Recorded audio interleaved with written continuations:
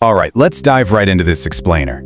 Today, we're unpacking a really unsettling reality about complex systems. We're going to track exactly how a chain of seemingly minor, everyday delays, just absolute routine setbacks, aligned perfectly to cause the tragic crash of USAir Flight 405. Picture this. It's the evening of March 22nd, 1992, and we're looking at how normal glitches can silently cascade into an absolute catastrophe. Here is our roadmap for today. We're going to move chronologically through this disaster, covering a snowy night in New York, the de-icing dilemma, the torturous long taxi, a fatal takeoff, and finally, the legacy of Flight 405. Part 1. A snowy night in NY, March 22nd, 1992. So let's set the scene on the dark tarmac of LaGuardia Airport. It is a brutal -1 degrees Celsius out there, pitch black, and a steady, heavy snow is just blanketing everything. Visibility? Terrible. The whole airport was incredibly backed up, making what should be a simple hour-and-a-half hop over to Cleveland super stressful. And stepping into these rapidly deteriorating icy conditions were 47 eager passengers and crew boarding a relatively young 6-year-old Fokker F-28 aircraft. Right off the bat, we run into our first hidden risk, a massively asymmetric cockpit. On one side, you've got Captain Wallace Major. This guy's a seasoned veteran, nearly 10,000 flight hours under his belt, including over 2,000 on this exact aircraft. He knows winter flying. But sitting right next to him is First Officer John Ruba. Now, Ruba had a respectable 4,500 hours of overall flying time, but, and this is a huge catch, he had a mere 29 hours on this specific plane. Moving on to Part 2, the de-icing dilemma, a systemic blind spot.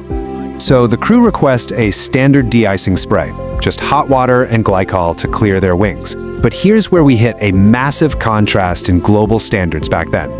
Over in Europe, they were successfully using anti-icing fluid, the kind that actively prevents new ice from forming. But in the US, and specifically at LaGuardia that night, they only stocked standard Type 1 de-icing fluid. The problem? Type 1 only removes existing ice. It does practically nothing to stop new snow from sticking the literal second the truck drives away. And tragically, that is exactly what Flight 405 was sprayed with. Now, their delay at the gate was just agonizing. They were already running an hour behind schedule, and at minute 0, they finished their first de-icing and are ready to push back. But in a cruel twist of irony, a de-icing truck actually breaks down right behind the plane. It physically traps them at the gate for 20 minutes in the falling snow. Knowing their wings were definitely contaminated again, the pilots made the responsible call, and that meant getting de-iced a second time. All right, Part 3, the torturous long taxi, crawling to runway 13. So Flight 405, dripping with a fresh, hot coat of fluid, begins its taxi. But the pressures are really stacking up now. Another plane skidded, forcing air traffic control to completely shut down runway 22. All traffic got shifted to runway 13, creating this massive creeping queue. And here, the pilots fell into a very dangerous psychological trap. They basically had two choices: abandon the queue, go back for a third de-icing, and illegally exceed their maximum crew duty hours, which totally cancels the flight and strands everyone. Or press forward into an unknown wait time in the freezing snow. They chose to stay in line. Hovering over this whole decision was this incredibly vague rule from the USAir Cold Weather Manual. It was literally written to keep them alive, stating that if 20 minutes elapsed since de-icing, a quote, careful examination is required. As they sat in that massive line, that 20-minute mark came and went. But how did they actually fulfill this careful examination? Well, airline culture back then left the interpretation totally up to the captain. Did it mean getting a ground crew out there to physically touch the wings? No.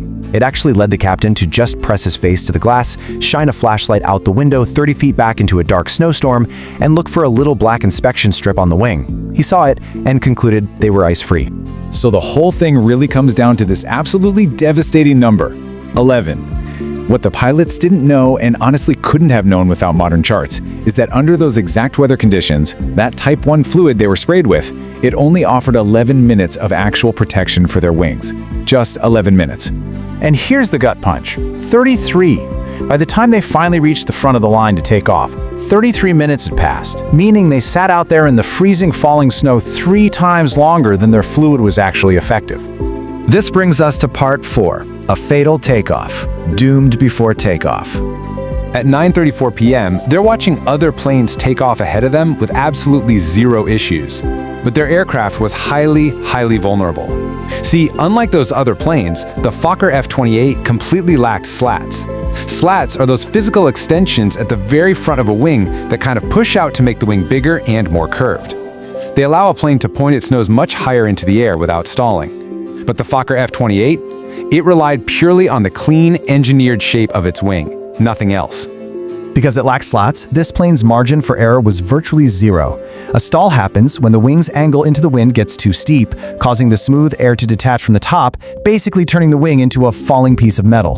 And a nearly invisible, rough layer of ice, literally barely the thickness of sandpaper, silently coating their wings, severely reduced that margin by drastically lowering the angle at which that stall occurs. Then, the fatal math of their takeoff rolls sealed their fate.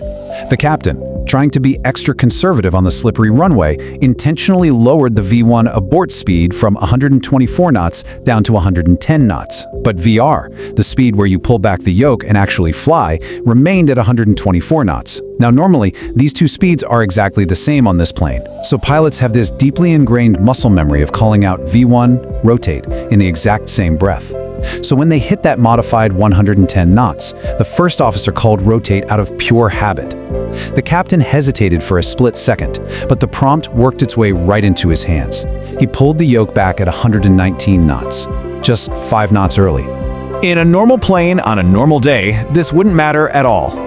But that tiny 5-knot early rotation on iced-over wings without front slats, it pushed the plane entirely beyond its aerodynamic limit.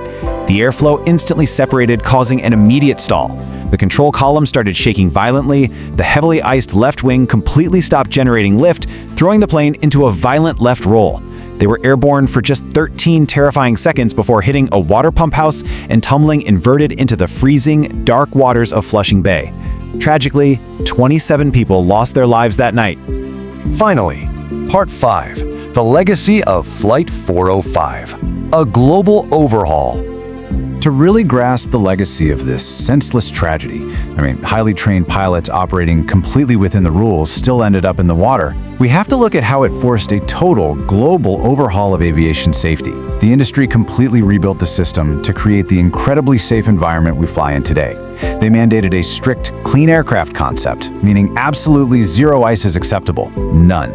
They largely ditched relying solely on Type 1 fluid in the US, widely adopting those European-style preventative anti-icing fluids. They also stripped out flawed human judgment and vague rules, replacing them with hard data.